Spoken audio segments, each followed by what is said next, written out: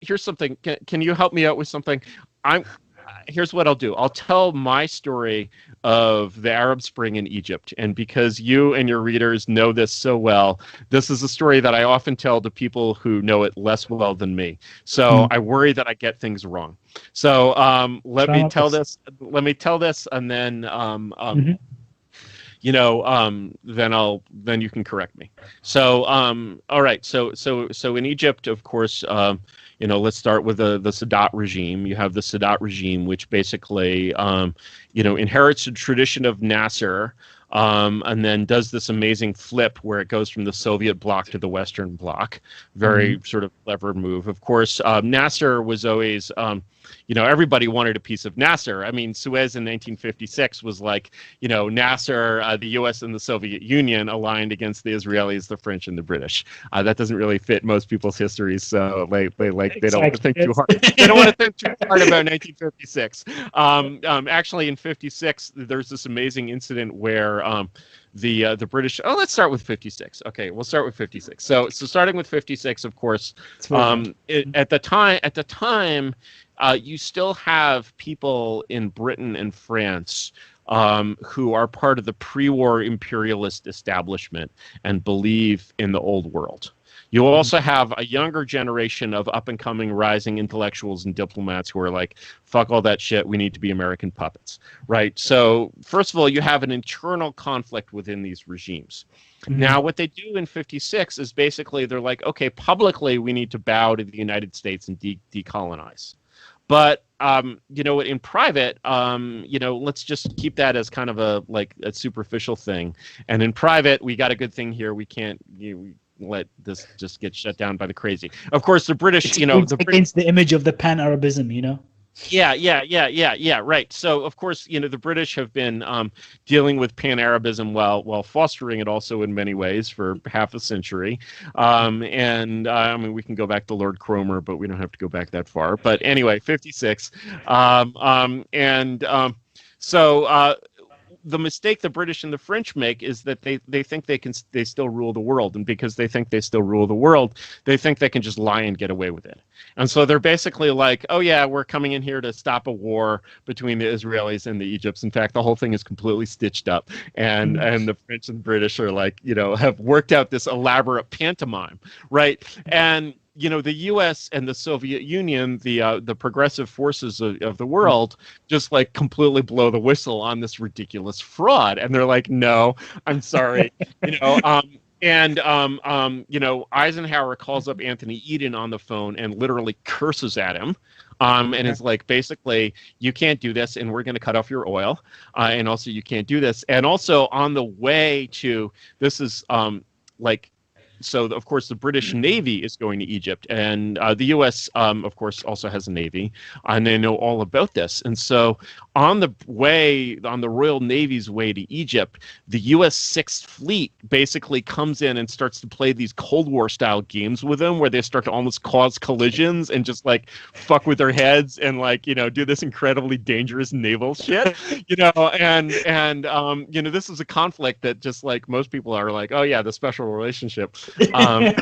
But of course, there are, the predominant faction of Englishmen and the ones who predominate, at a certain point they merge the foreign and colonial offices, right? And that's kind of the end of the colonial tradition. And the foreign office tradition is very pro-American, right? And so, this is, 56 is really the end of empire. So Nasser is supported. He's got the U.S. and the Soviet Union, vying for him like he's a pretty girl, right? They're like, who should get to you? Who gets to help you build the Aswan High Dam, right? And so they build the dam. They have all this great Arab nationalist stuff. They try to form the United Arab Republic. A lot of really just wild stuff goes on. Of course, Palestinian nationalism is getting big. And it's very, it's all very exciting. And unfortunately, Egypt has no oil, which becomes a problem. And Sadat, I think, for various reasons, is like, okay, this is the way the writing on the wall is going. Let's make peace with Israel, and let's come to terms with the U.S. because the U.S. is clearly winning. That was very, very sharp, right? So Sadat basically winds up running, turning this revolutionary Nasserite regime sort of evolves into like this classic sort of authoritarian structure in Egypt. And the U.S., of course, the people in the State Department who have basically created this peace with, Egypt, this fucked up phony peace, which they subsidize Egypt very heavily for, and which is a very, very cold peace, still pretty cold peace, but at that time it's a very hostile peace. They're very happy with this relationship.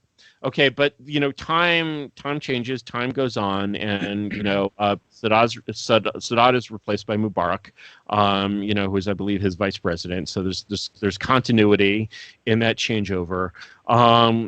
And Mubarak's supporters really in Egypt are the lower middle class. The lower middle class, the same people who support Hitler, same people who support Trump, so we can already see a problem developing there, because the people that the American diplomats, speaking as the son of an American diplomat, are friendly with are not the like local Trump supporters or the local lower middle classes, and they're the people in like Zamalek, right? These are people. These are the Egyptian elites. These are the people. They were educated in America, but they came back for some reason.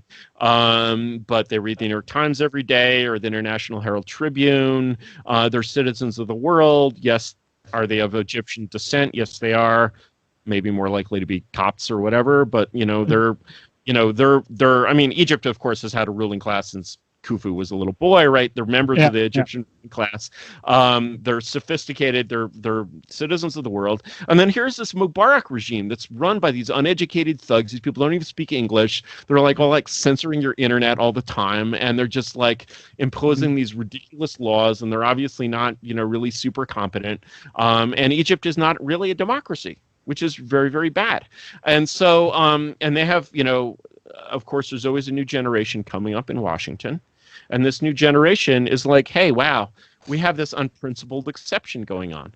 We're supporting all of these despots in the Middle East, like the Mubaraks.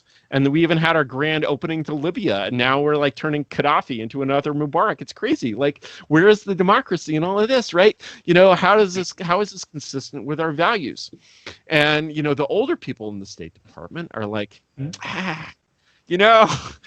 I've had these ideas myself, but on the other hand, if you think about it, like they're pragmatists, right? And so what happens is, a new generation comes in and they get the power, literally the Samantha Powers of the world, are basically like, no, we have a responsibility to bring freedom to all these countries, right? So, just focusing on Egypt, where it almost goes really terribly countries, almost just focusing on Egypt, where it almost goes terribly wrong, but does not actually go terribly wrong. Basically, the U.S. goes to Mubarak, and says, your time is up. And I forget whether they officially actually had Obama come out and say, Mubarak, your time is up. Somebody wrote that script, right? The position of the U.S. in the world is such a way in, okay, Trump couldn't do it. But if Obama had gone to Angela Merkel and said, Frau Merkel, your time is up. Or if she'd said, maybe if Obama had said publicly, like, like it's time for this illegitimate German regime to resign, right? There's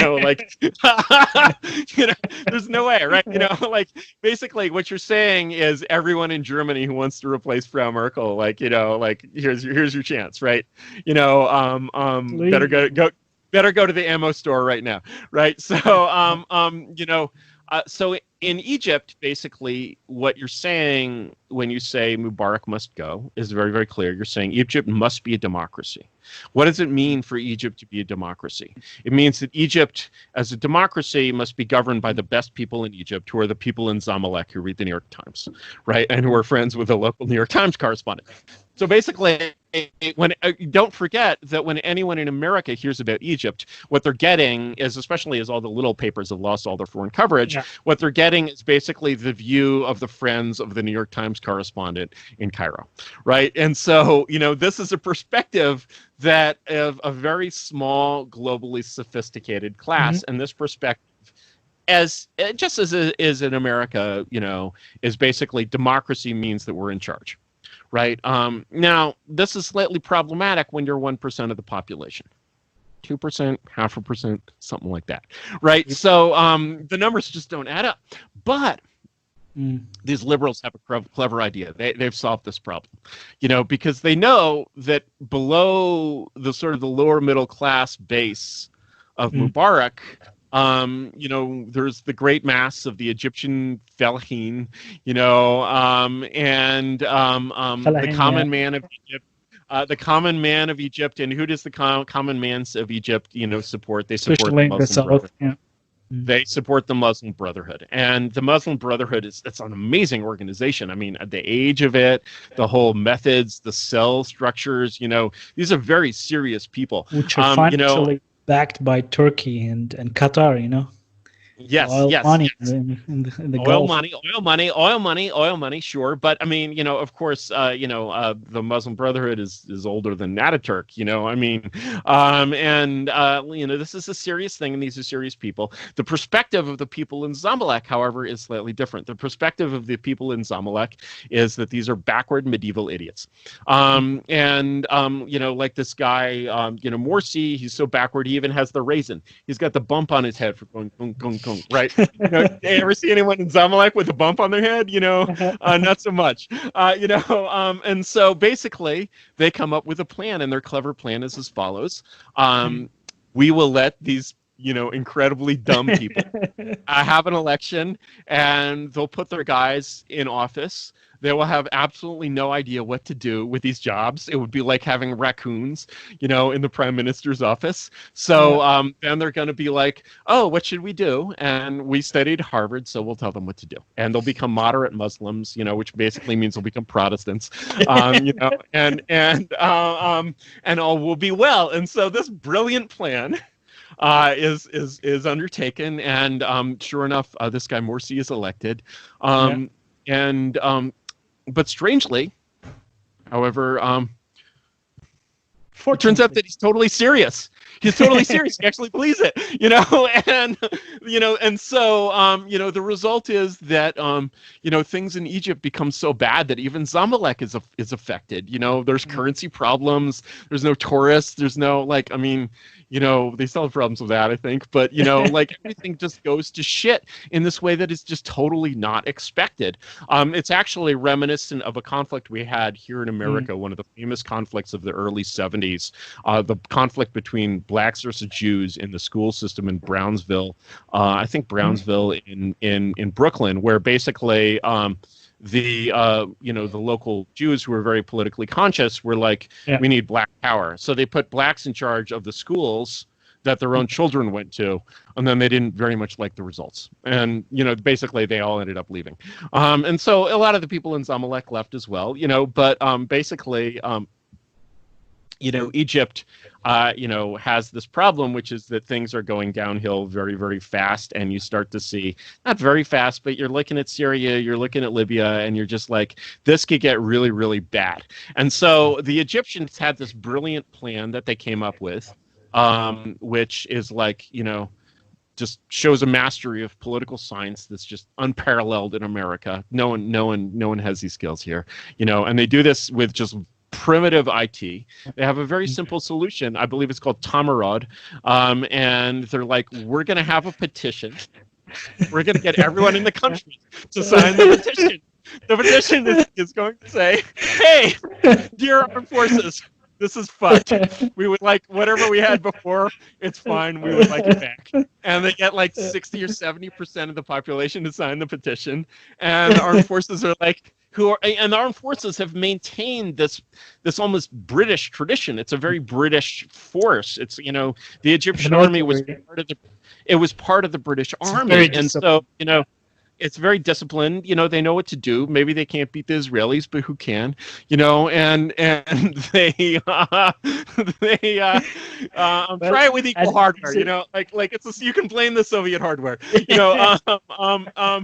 But in any case, they look at this petition and they're like, why didn't you say so before? And Egypt makes this turnaround and basically saves itself, right? And oh my God, the anger of the New York Times at this is like the anger of like a lion whose antelope has gotten away. They're going crazy. They're like, oh my God, the human rights are being violated here. They're being violated there. They're being violated everywhere. Egypt is on the wrong track. Egypt, right? I mean, it's like when you read, the whole concept of an editorial is so strange. Like no one would invent, not even the op-ed, but the editorial, like this unsigned piece coming from the management.